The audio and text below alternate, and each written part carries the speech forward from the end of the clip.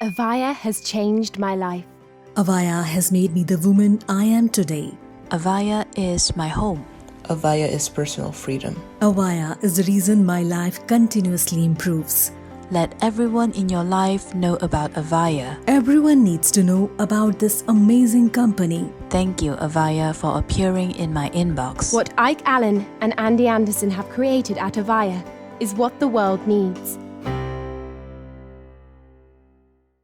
Hello, everyone. Welcome to Avaya University. My name is Tara Brooke, and I am the Director of Contemporary Christian Education. Thank you for joining us. So our fellow teacher today is Dr. Christy Bauman. Dr. Bauman is here to talk about women's sexual and spiritual well-being. Dr. Bauman is committed to helping women come into their true voice. She has a podcast entitled Womaneering, and she offers story work consulting and marriage intensives with her husband, Andrew Bauman, through their organization, Christian Counseling Center for Sexual Health and Trauma. She's the author and producer of her works, Theology of the Womb, Womaneering Perpetual Calendar, A Brave Lament, and the award-winning documentary, A Brave Lament. She is a psychotherapist, supervisor, and part-time professor who focuses on the female body, sexuality, and theology. Thank you so much for being here with us today, Dr. Bauman. Thank you, Tara. I'm so glad to be here. Well, I want to hear about womaneering. That's an intriguing word. What does womaneering mean? Yes, it's a great question because it was made up out of the idea of what my research came out of. And so 15 years of researching women's well-being, it started to be the understanding of pioneering Christian womanhood. And that was the idea of womaneering into this work that we are called as female creatures made in the image of God, and how we come into our fullest self as it was intended. And so then we coined the term for that research, womaneering, which is that understanding of pioneering Christian womanhood and the fullness and the well-being of spirituality and sexuality for the female in particular, because we know that the masculine view is been ahead of us in a sense, and it's usually the lens in which we look through things. And therefore women haven't gotten that research or that lens where it's just through their individual femininity coming into it. Very cool. Well, what do most women in your practice share as their top concern? Yes. So 15 years into this, I would say it's relationship, and it's a lack of self-worth and a lack of identity in a sense. Women a lot of times will come in and say, I really don't know who I am, and I don't know who I was meant to be. It's always been, I've seen myself through the lens of another, and usually it's a partner. Usually someone has told them who they are based on their partner's view of them more than themselves. And so they either come in needing to know that it was my mother, my father, or my partner that I'm in that has told me more of who I am rather than I have been able to know who I am. So I would say their number one concern is a lack of understanding of their own calling, their own story, their own voice. Yeah, that makes a lot of sense. I think that's really common. And I think honestly, for me, until I started seeing myself the way God saw me, then I really didn't know how to identify myself either, because you're right. I mean, you do rely on other people's opinions of you a lot of times. And yes. I mean, today in social media, it's even worse, because you're always looking for something outside of God, and trying to find something in the secular world. So I can understand why that would be a top concern for sure. So do you find it common that women have a harder time dealing with emotions and self-worth after being involved in a toxic relationship? And what advice or tools would you give to help women find love and hope for themselves again after suffering from that type of emotional abuse? Yes, 100% that toxic relationships. And I mean, I think we can even talk about whether that's in, a partnership or a marriage or a dating relationship, or even that's just in a friendship, that there's a toxic relationship. But when we're tearing down ourselves, right, when women sit there, and I think some of these phrases that we've learned, which is, I don't know, I'm not certain. And that second guessing of ourselves, when we don't know who we are and where we come from, then we don't know how to show up individuated in a relationship and be differentiated and have healthy relationship. And I think toxicity is whenever someone is starting to make you question what you really believe in your core, when you're doing something for the other rather than because you feel your own conviction and knowing that it's good and true. So I think it starts with story. I think a lot of what women can do, and even this research, women at the end of their lives will say, if I had a self-identity or self-awareness, that was the number one indicator of a woman saying she lived a good life. And that's interesting to me, is that if she knew who she is, she would say at the end of her life, whether or not she was married, whether or not she had children, however it ends up, she said, I had a good life because I knew who I was in this world and how I wanted to show up in this world. And so I think when we get into a relationship where we no longer remember who we are and we only remember what that other person has told us we are, we have to come back to a place of I need my own growth. I need my own self-awareness, and I need my self-identity back. And a lot of times I take women through that by saying, what's your birthright? Even if we look biblically, men are given a birthright from the beginning. We can look into scripture and we can see son of, son of, son of, and we know where men stand, but women don't really understand or haven't been taught historically that they have a birthright. And so I think a woman coming back to her birthright is a huge importance. I think that is something that I'm hoping to reclaim for most women. And that would go back to just self-identity. Who am I? And so what was I intended for upon creation, upon my birth? What did God intend for me? And a toxic relationship gets us away from that, right? We don't longer, we have no understanding of who we were meant to be. It's who are we meant to be for the other. And that's that negative part that gets us confused. And then the second biggest indicator of a woman saying at the end of her life that she is well with it is the people and the relationships that she has been surrounded by. So community. Who are you surrounding yourself with? What are they speaking over you, and how do they see you? And that is a huge indicator of how a woman then sees herself. And so obviously a toxic relationship would lead us into, I'm going to see myself as negative or as toxic and turn on myself. And we know that that's going to shoot yourself in the foot, like one of the number one things that harm women. So when women lose themselves or their self-knowing, we have to help them crawl out of that. And you know, Robin Azron, she is actually a Peloton coach, but what she says on her rides at the beginning, and I love this. I mean, it's not even researched material or in academia, but what she says is, you don't need to marry anyone until you marry yourself first. And I think for women, we need to hear that loud and clear, because we are worth marrying ourselves first, and we forget that. And I think we can't really be in a good marriage until we have done our due diligence to ourselves. And I think in therapy, I take my clients as far as I've taken myself. I think it's the same way in my marriage. I take my partnership as far as I've taken myself in my own partnership. And I would tell women, first and foremost, marry yourself and be a good partner to yourself. And then that's going to play out in your intimate relationships after that. So, yeah. Yeah, absolutely. I 100% agree with you. And I mean, it's so hard too, because it's like, I think early on, a lot of times, girls already have a low self-esteem just because, they're trying to be like the women in the magazine or the women on YouTube or the TV or whatever, and so it kind of starts this downward spiral, and then they end up, trusting in some guy that gives them all the right, words and says all the right things, and then it turns out to be a toxic relationship, and then it's literally a downward spiral, and it's really hard to get out of that. Yes. So yes. I think early recognition is important.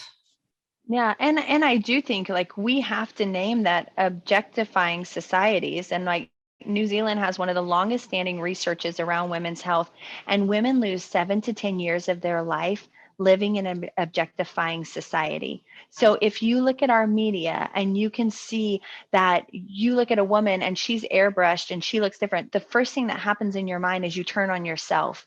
That's not me. I'm not that.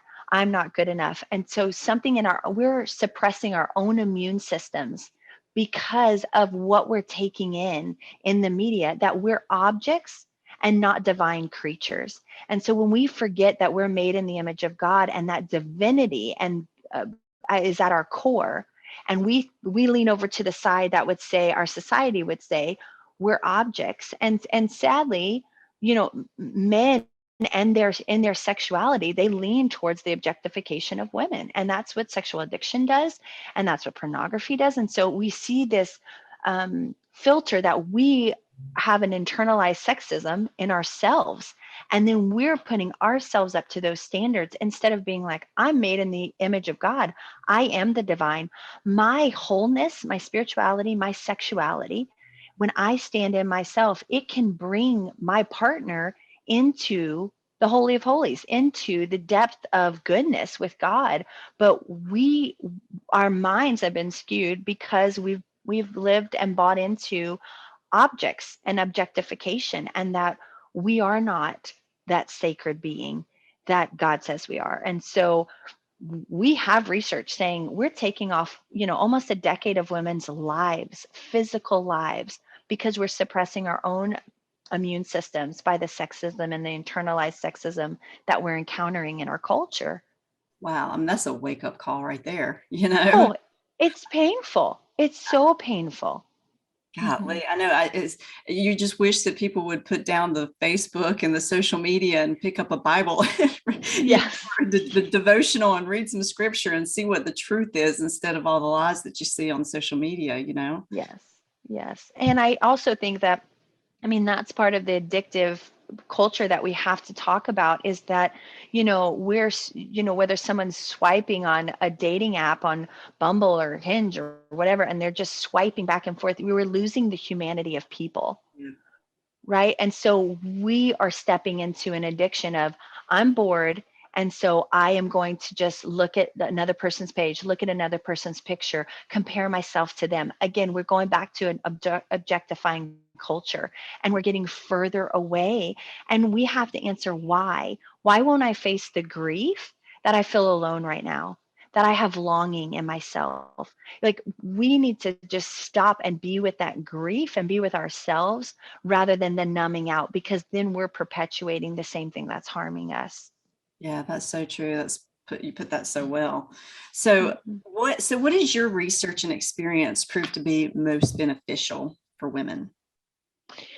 So self-awareness, really, and self-identity. So a woman who knows her story. So I would ask any of your students, listeners, do they know their own story?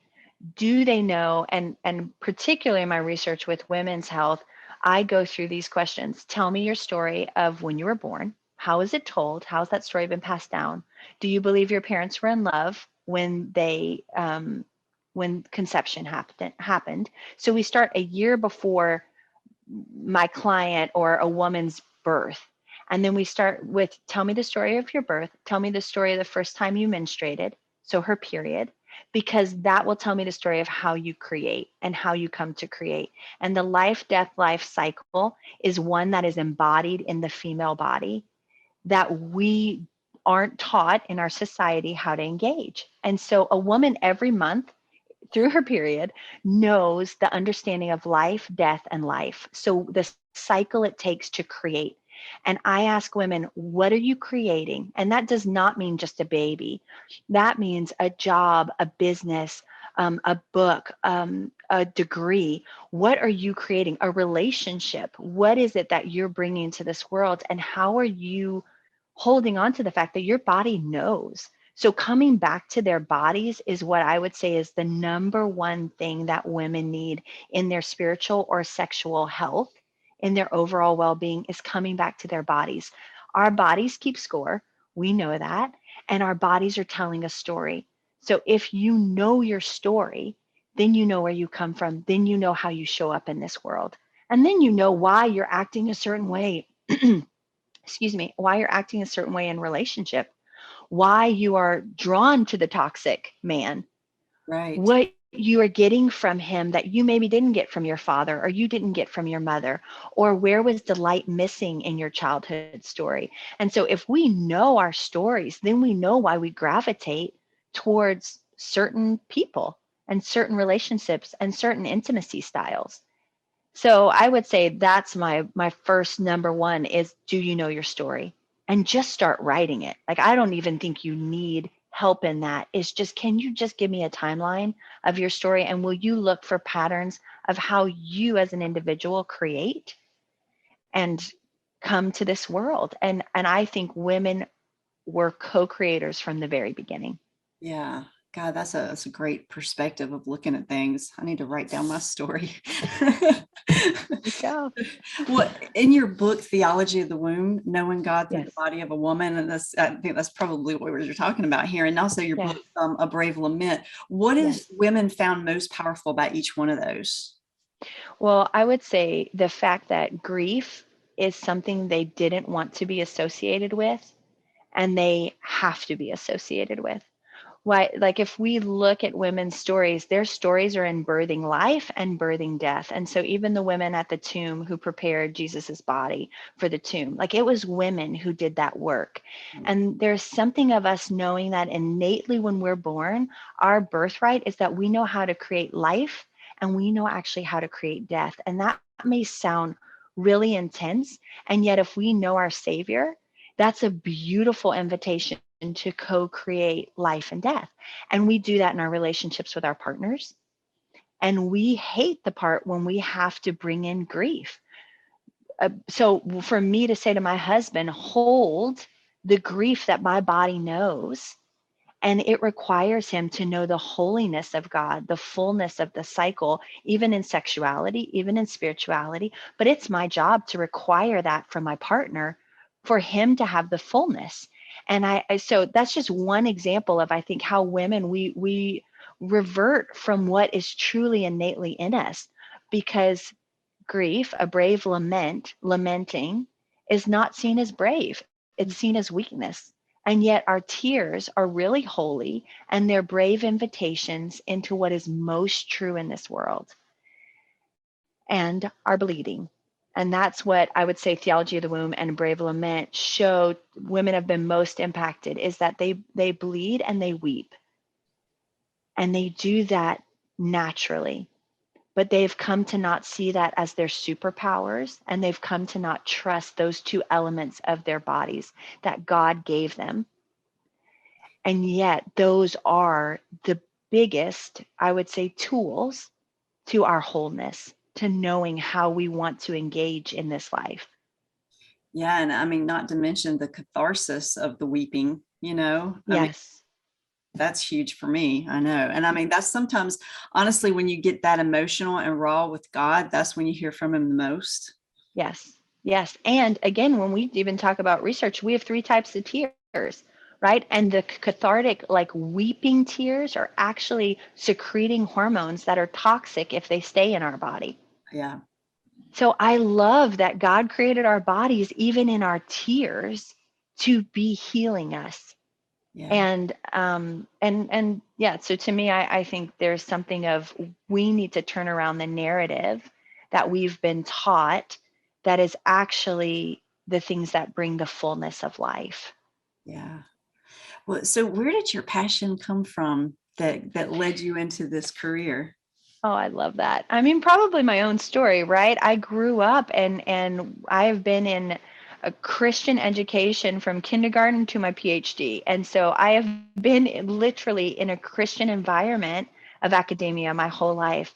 And yet, in the social aspect of the church, being a female, what is not been something that men have known how to steward or regard, because there's limitations if in the traditional Western Christian church. And so a lot of my work was, Lord, what do you think of me?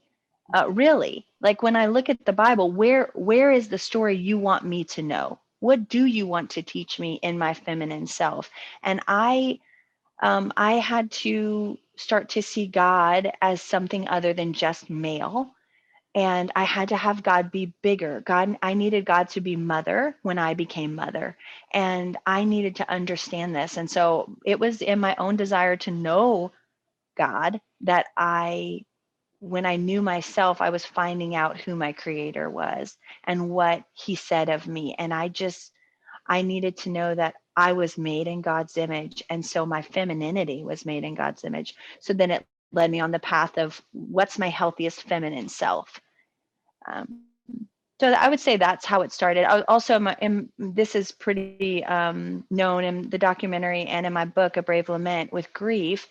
That losing my son was a huge part of understanding and knowing God as parent and how God loves us. And I would say, even bringing it back to toxicity in relationship is that, a lot of my husband and I's healing journey was in grief and engaging grief. And I think a lot of relationships that refuse to engage grief, it becomes toxic, right? There's a hatred or a manipulation or there's abuse that happens there, and whether it's spiritual abuse, emotional abuse, physical abuse, and sexual abuse. And I started getting into that work, and what I realized is women have a propensity to get into those relationships.